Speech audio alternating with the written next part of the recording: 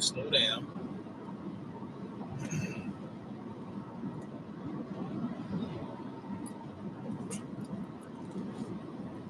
What's good, y'all?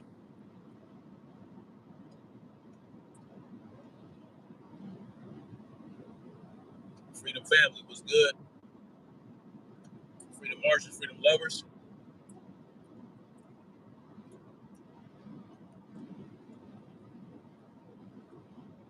What's good with everybody?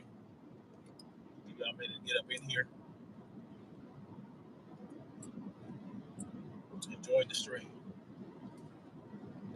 Join the chat. Do me a favor. Hit the like button. Y'all come up in here. And if you're not a subscriber yet, go ahead and subscribe. We'll get into it.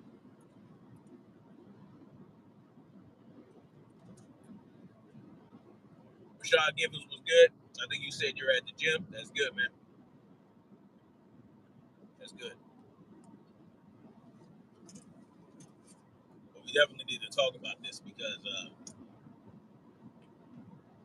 the whole issue about weight is getting out of control. It is very important that we deal with the situation. As human beings, it's just getting out of control. The weight, the obesity levels in this country is getting ridiculous, and it's going to be to our detriment if we continue to go down this path. So, as an individual, if you are overweight, obese, whatever, I'm going to explain why it's important to change that around and do the right thing. You know, the right thing would be to eat less in terms of calories and move more. But we're gonna get into that. All right. Uh, you know, the reason I wanted to do this stream about this topic is because there are a lot there's a lot of propaganda out there. There's a lot of propaganda out there, and the mainstream media, movie stars, all these type of people, entertainers, are trying to convince the world, trying to convince people, because for whatever reason, when when human beings receive information via the internet, via television, via the news, we tend to put so much credibility into that it is quite out of control, right? We don't. A lot of people don't exercise discernment, and so they get caught up. They get caught up in the shenanigans of the propaganda, the lies, all that bullshit, all the pandering. It's all for a reason, and the reason is not for your benefit. It's not to benefit you as a human being. It is to assert control over you in some form of fashion. You see, these people, right, that push this stuff, very smart, because they they attack you from different angles, right? They attack you from the physical angle, the mental angle, the social angle, the mental angle. I think I said mental, but they don't just come at you from one way. They come at you from multiple different ways and try to confuse you and try to give you somebody or people or some group or entity to look up to, because they don't want you to be free, independent thinkers. They want you to be a part of the hive mind. Okay? And right now we're in a hive mind crisis. That's what I'm going to call it. We're in a hive mind crisis because so many people, too many people, cannot think for themselves. And if you've seen that movie Ants and A Bug's Life, I mean, that was the basic premise of those two movies, right? Yeah, those are old school movies, blah, blah, blah, especially Ants, right? But what really prompted me to want to talk about this are multiple things, right? One is I saw this TikTok or whatever, where this woman is talking about how she's saying that people that want to lose weight are fat phobic, right? You're fat phobic if you're obese or overweight and you want to get healthy. So you decide, you know what, I'm going to exercise, I'm going to eat right, and I'm going to lose some weight. She's saying that, and this is pretty, I think this is a pretty viral TikTok. You guys probably know what I'm talking about. She's saying that if you believe, if you lose weight, that you're just, you fat phobic. Or you want to lose weight, you want to get healthy. Oh, I just believe you're fat phobic and all this other shit. Let's get into something. All right, number one, people really need to know and understand what a phobia is. Okay? What is a phobia? A phobia is an irrational fear of something, right? If you have a phobia, it's an irrational, that's the term, irrational fear of something. Fear itself is not bad, right? Fearing something is not bad, but when it becomes irrational, obsessive, and to the detriment of your health, mentally and physically, then it becomes a phobia, right? It becomes a psychosis. Are there people that are literally fat phobic, and so they go into bulimia and anorexia, and they have this body dysmorphia and all this other shit? Absolutely, absolutely. But if you're obese or if you're overweight and you have certain health conditions tied to that, to want to lose weight because you fear that your health is in decline and that you could possibly have your life shortened or whatever the case may be, is not a phobia. It's a healthy fear of the consequences that come from being obese, that come from being overweight. It's not a phobia. It's a very rational fear. It makes sense because you don't want to have, high blood pressure. You don't want to have pre-diabetes. You don't want to have diabetes. You don't want to get off into that. You don't want to have heart failure. You don't want to have, there are a lot of things. There are a lot of health problems that can come from being obese. Not only that, your immune system can't fire on all cylinders if you're obese because it's too busy trying to make your heart, especially trying to maintain all that gelatinous tissue that's not supposed to be there. Your body has stored fat to the point where it can't function optimally because it's so focused on carrying your weight. So, and that's another thing too, right?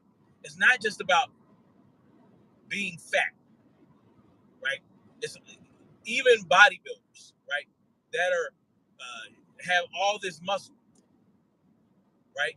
They have muscle to the point they can't wipe their own ass, they can't scratch their back, right?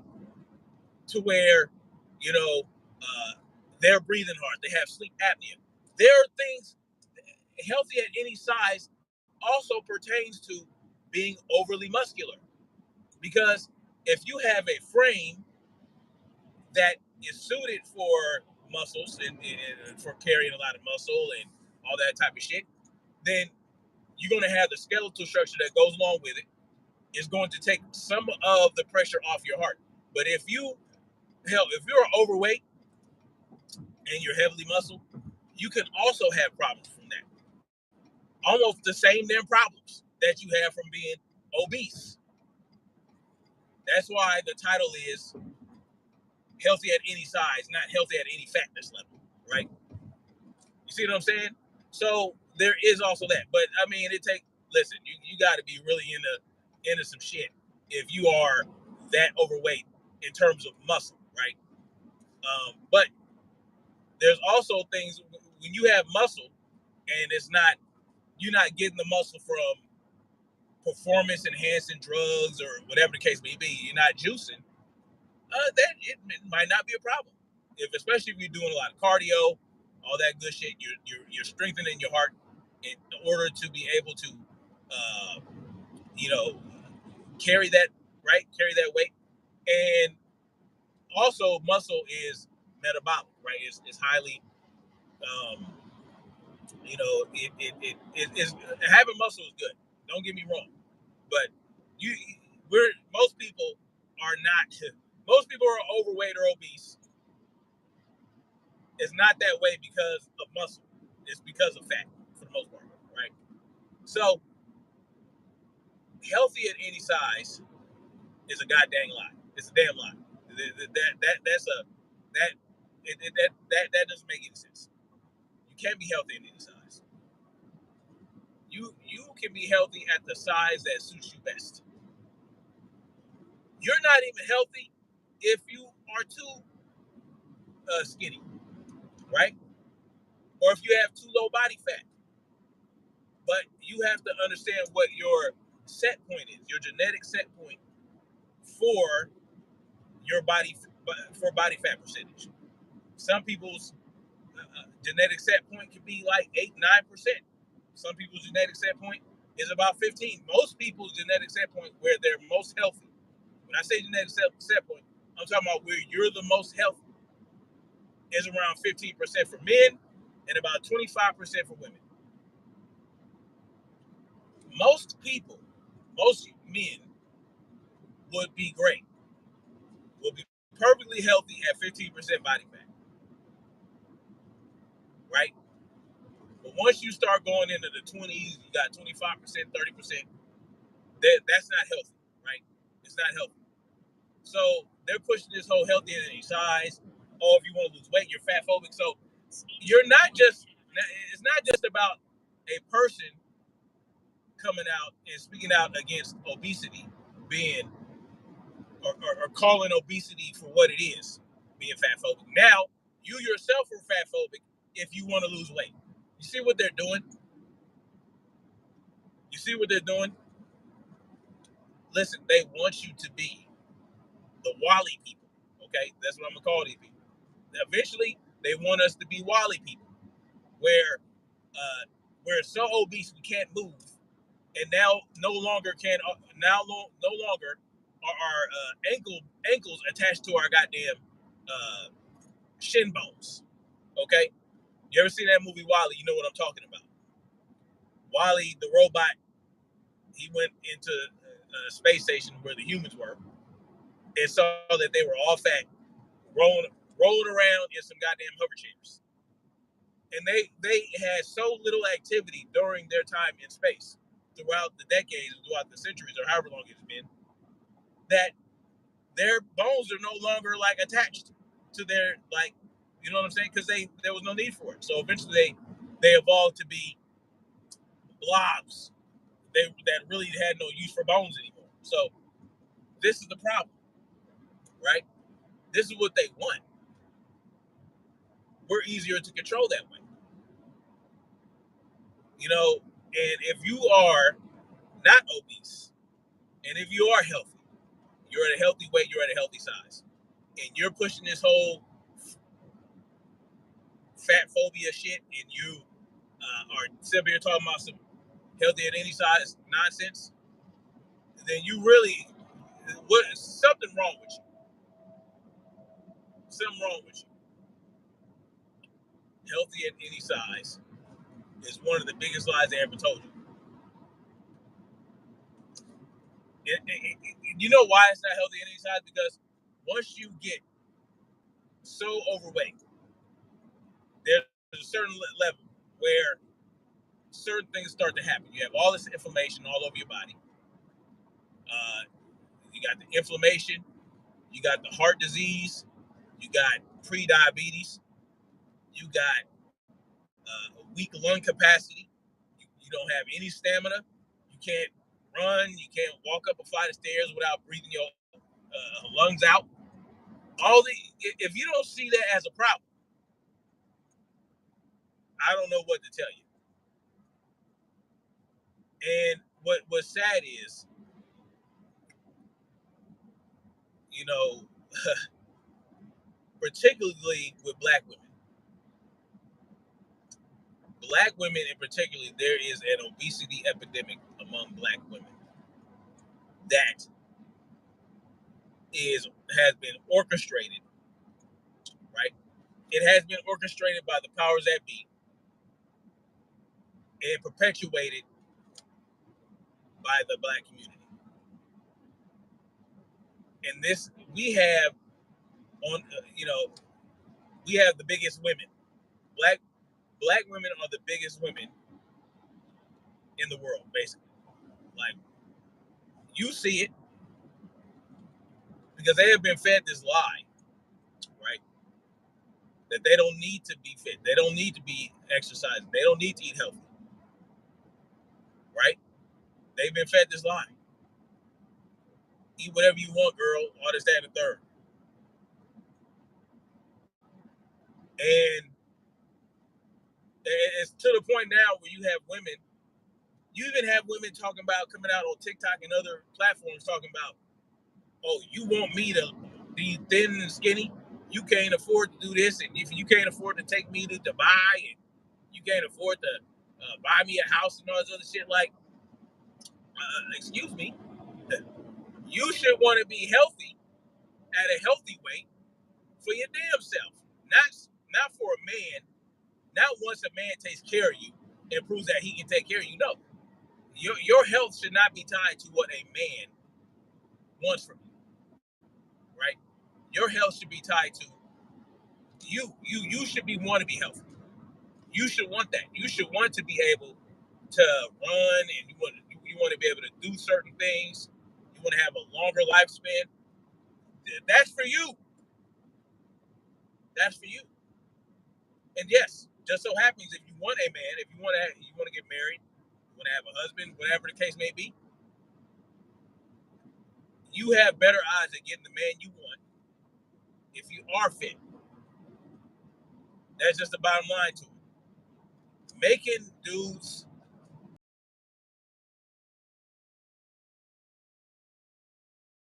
be healthy is not going to get you what you want. That's just the bottom line. And even men,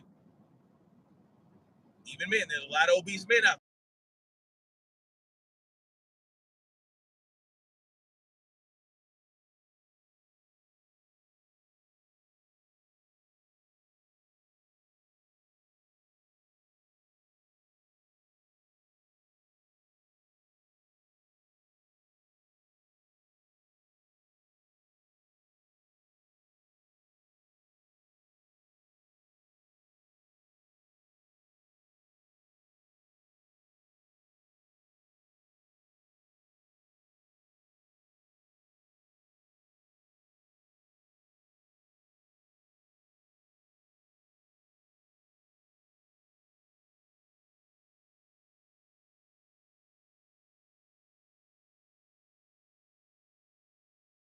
Got a hormonal imbalance. They got the testosterone is out of whack. If they're walking around, you know, you're not doing anything. You're inactive. You're inactive. So your body's like, well, why? What am I going to produce testosterone for? You're not doing anything, my guy.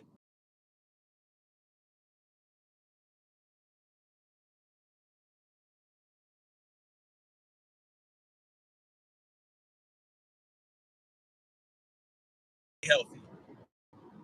If you want to be a well-rounded health, you have to do cardio. There are going to be fitness influencers out there. As a matter of fact, there are fitness influencers out there. There are fitness influencers out there that will try to get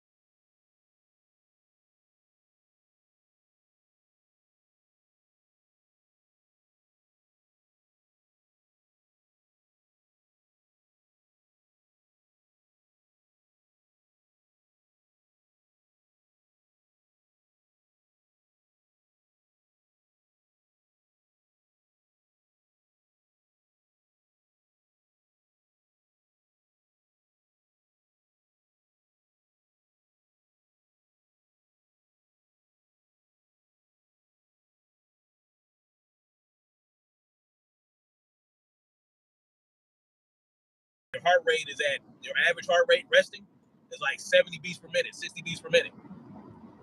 Once you start doing cardio on a regular basis, consistently, every day, they say, the medical journals and whatnot, they'll tell you 150 minutes a week. Especially if you want to lose weight and if you haven't been doing cardio, you might not even have to start with cutting calories. You could probably just start with walking 20 or 30 minutes a day. That'll increase the calories you burn, right? So if you're eating the same amount and you're starting to do cardio now and you're doing 20, 30 minutes of walking, you're going to start to lose weight. And it's going to come off pretty fast, especially in the beginning. Then you increase that to 30 minutes a day. And then you increase that, 45 minutes a day, then an hour. And then you up the intensity of your cardio. So now maybe you're riding a bike or, on a treadmill or on a stationary bike. You know what I'm saying? You might be a little bit too big still at this point to run on the concrete or run on the streets. But you can start doing things like the Stairmaster, you know what I'm saying? Walking upstairs, bike riding, stationary bike riding, all these things. You're going to continue to progress the intensity level of your cardio.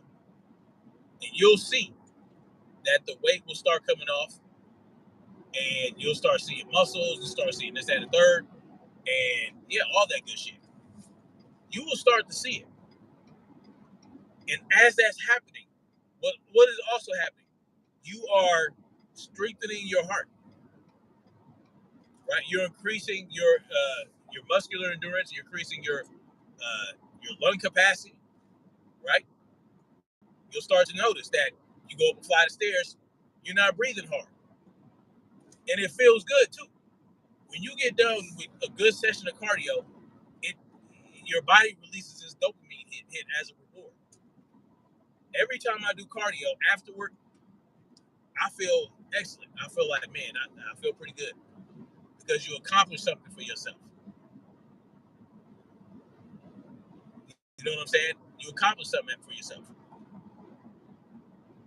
You don't have to start out the gate doing super high intensity cardio. You don't have to do that. You can do sustained, steady state cardio. Steady state cardio. As a matter of fact, that's the best form of cardio to lose weight if you're obese. Now, if you just want to up your fitness level and let's say you're pretty fit and you want to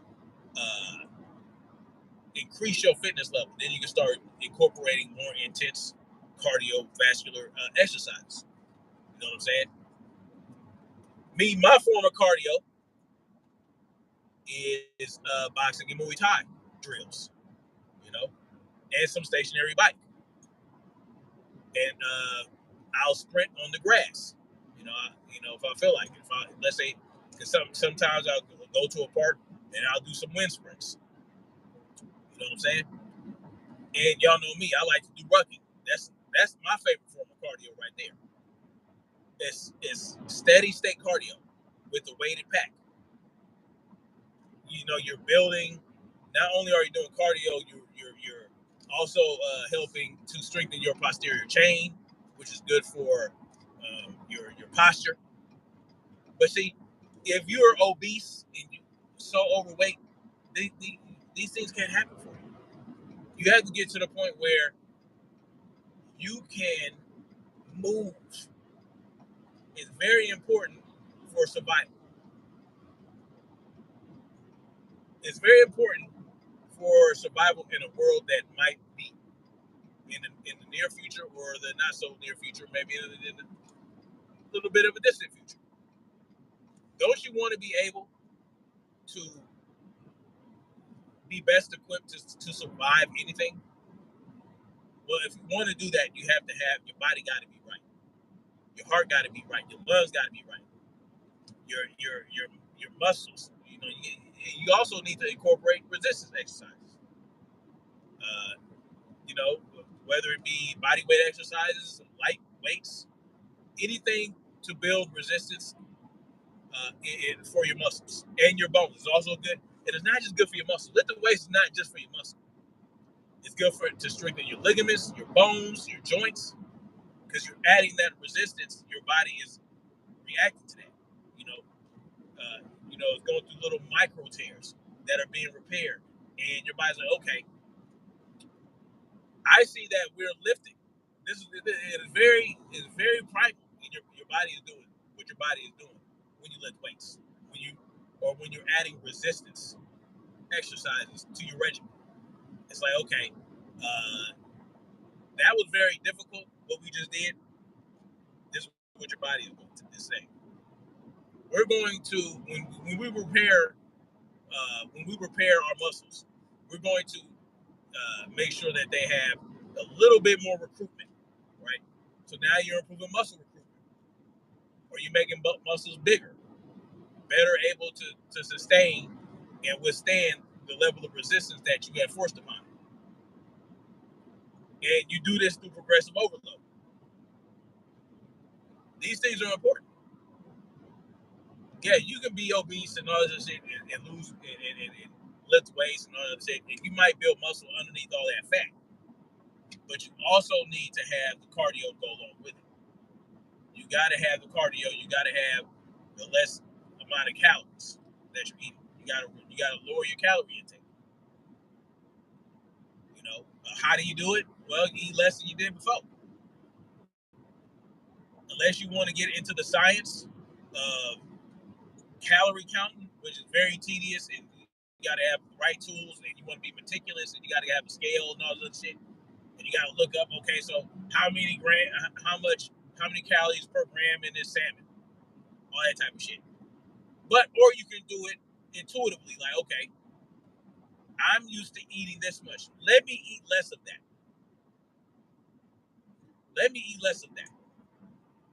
Speed check reported ahead on I-20 West. Let me remove certain foods from my diet that may be contributing to me being obese, being overweight.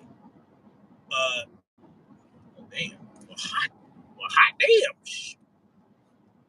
Wow. Anyway, never you mind me, people.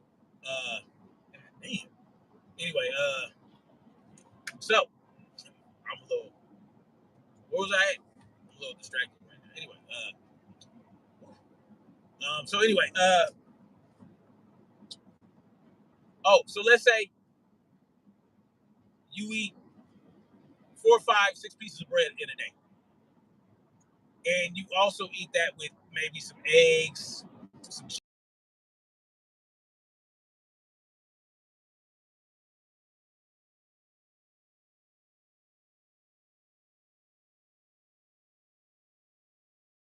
all that type of shit. Let's say you eat that type of shit, or a hamburger with some bread and all. Well, what can I take out of this? That's going to be, what can I remove from my diet that's going to be the least beneficial for me? Here's the thing: carbohydrates are not essential. So find out what's essential and what's not. Well, the bread is basically all carbohydrates. The noodles and the spaghetti are basically all carbohydrates. The ice cream is some carbohydrates, is a lot of carbohydrates, a lot of fat, and a lot of motherfucking. It's some protein, depending on what kind of ice cream you have. Well, okay, so carbs are not essential, and carbs do different things in your body, right? Carbs are more easily broken down and absorbed by the body, just like fat. But it's different, right? So, okay, if I eat all this bread, it's essentially going to be broken down into sugar in the body, and because I don't necessarily use the energy that this sugar is giving me, it's going to be stored as fat, just like that, right? Much more easily. Let me remove the bread from my diet. Instead of eating 6 pieces of bread, I'll eat 2 pieces of bread in the morning. That way, I'll have more time throughout the day to process that, and so it won't really affect me like that. You know what I'm saying? So remove the bread. And do I really need ice cream after my spaghetti meal? Or do I need the noodles and the spaghetti? Can I maybe, shave some zucchini? Use that. Little things like that. Little hacks that you can do in order to remove calories from your diet. Because you're going to get less calories in that zucchini than you are in those noodles. You know what I'm saying? But you're still going to have the meat and the sauce from the spaghetti for the spaghetti. But now you just use zucchini. So that, okay, well, I'm not just going to eat some meat sauce, even though ain't nothing wrong with just eating meat sauce, right? Just like for me right now, right? I'll eat in the morning. I get this raisin bread from the general store by the house. I'll eat 2 pieces of this raisin bread with some eggs, cheese, and bacon. That's my breakfast before I go to work. And then for dinner, I'll eat a protein and some berries. And in between that time, I'll have more bacon. So I'll snack on bacon. See what I'm saying? So I'll make 2 or 3 packs of bacon. That'll last me like a week. And I make sure that I like to cook them till they're really crispy. So they're like potato chips. And guess what? If I eat bacon, bacon is more satiating than potato chips. So I'm not going to need to eat as much bacon to be satiated as I would potato chips or something snacky. And sometimes every now and then I'll eat like some Quest stuff. Like Quest has a lot of like snacks that's basically all protein, essentially, as they use like non-sugar sweeteners. They'll use like erythritol or whatever the case may be. And yeah, I'll do that if I want. But I'm trying to stay away from the highly processed foods. Pack is still processed, so I try to stay away from that. So, I'll eat egg salad, or I'll eat a freaking. I've been eating cottage cheese to snack on. Cottage cheese with berries and a little bit of honey. So I still eat like the honey and whatnot. But I noticed that I eat quite a bit of honey, and it doesn't really do anything to me negative. Like, I don't get anything. I don't get any negative effects from the honey, which is very interesting. So I'll do that. Um, for those of you who don't know, in 2019 I weighed 200 and like almost 280 pounds, yeah, I was pre-diabetic, and pre-diabetic and not very healthy, right?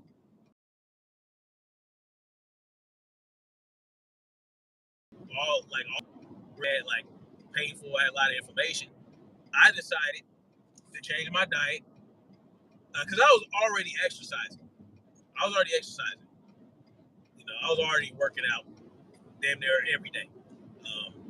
But I decided to change my diet, get like I think I say about 80% of the carbs, 90% of the carbohydrates out of my diet. I was doing keto, I was intermittent fasting, and I leveled up my exercise intensity, and I started to lose weight. It took me about I say it about 3, 4, 5 months. No, I say it no. In about a year, I lost about 50 something pounds in about a year. And then I got hit with something that caused a lot of issues in my gut, and that was not a good weight loss. So I lost about 30 pounds after that, but it was not a good weight loss. There was something going on with me in my gut, and it really fucked me up. It was a lot of heartburn, a lot of this, a lot of that. I did not have an appetite. I didn't really want anything, so I lost. I went from 220 to about 189. Just, I lost fat, muscle, all that shit, and yeah, that was not a good period of weight loss. So there's something happened. I don't know what it was. To this day, I don't know. I went to a gastroenterologist. I went to a goddamn cardiologist, make sure I wasn't having little heart attacks. It wasn't a heart attack. The gastroenterologist saw that my esophagus was inflamed because he did endoscopy. All that shit. Saw some inflammation in my esophagus and in my esophageal sphincter. I didn't have any ulcers or anything, so I don't know what the fuck was going on. It didn't look like I had leaky gut. I don't fucking know. I don't know. But you know, that was around the time of the Modelo 19. So Modelo 19 was hitting its stride in 2000. That was 2020 when I was going through this. And you know, whatever they said was what Modelo 19 was, I figured, well, maybe I had some Modelo 19 shit going on, and it was causing issues in my gut because it was known to cause gastroenterological issues. So I lost 30 pounds, not in a good way. So, and it came off fast. Like in 2-3 weeks, I lost like 30 pounds. That's not a good way to lose weight. But I was dealing with that. But, and then because of that level of weight loss that I had done to where it was rapid, it wasn't really intentional, right? Because I was planning on losing the weight at a moderate pace so that I could keep it off, right? So I went from, I think I went from 189, 90 or something like that in the summer. And by the winter of 2020 or something like that, what year was that? No, I would say by the summer of 2021, I was starting to gain the weight back. I'm not really sure about that, but I was able to maintain like the 200, between 200 210 pounds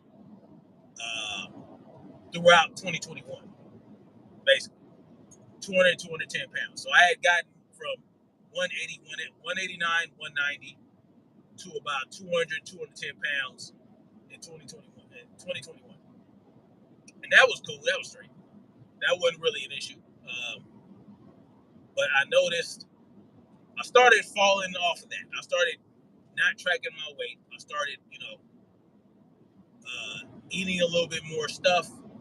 You know, I was still exercising a lot. I was still doing Moroccan, all that good shit. But I could so by 2021, god dang, it actually took me quite a bit. It took me quite a while to gain some of that weight back. So by the end of 2021,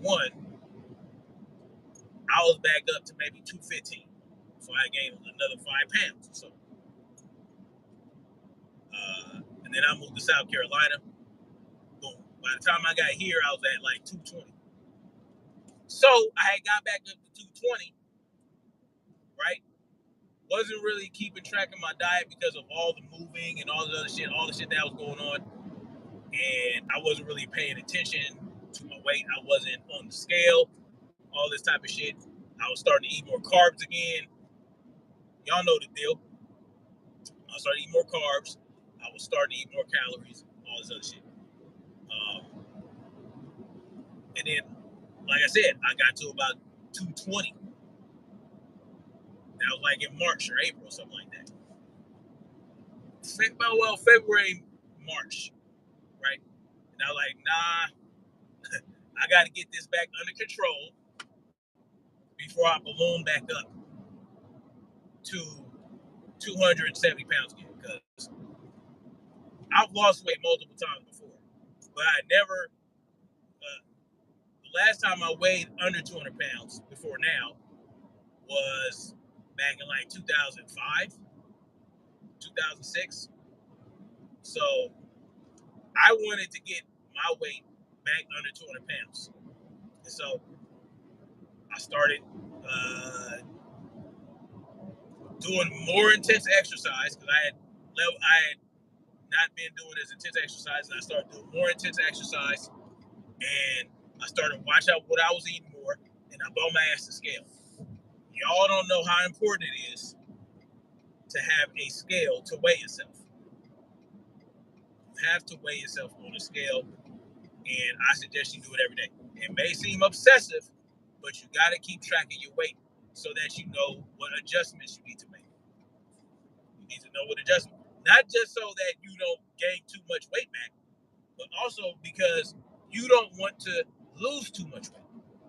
So you want to keep track of where your weight is. At least that worked for me. So once I got my scale, once I started paying, okay.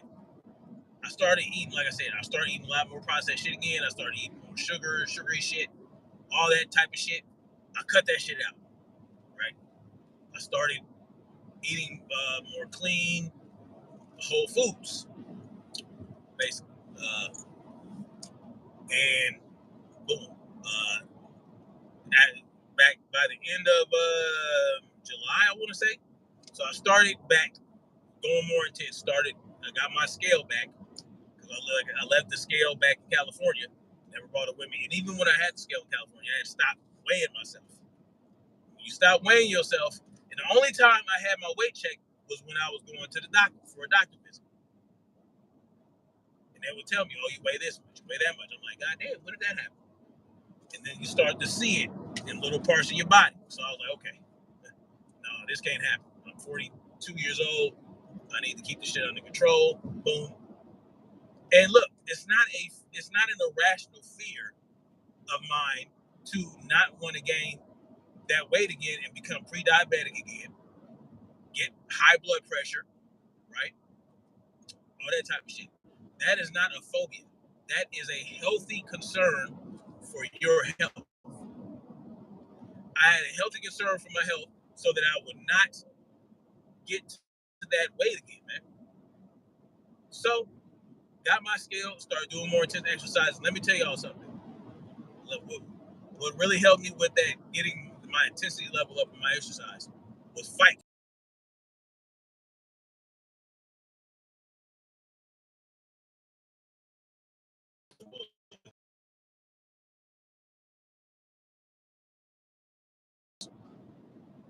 But let me tell you something.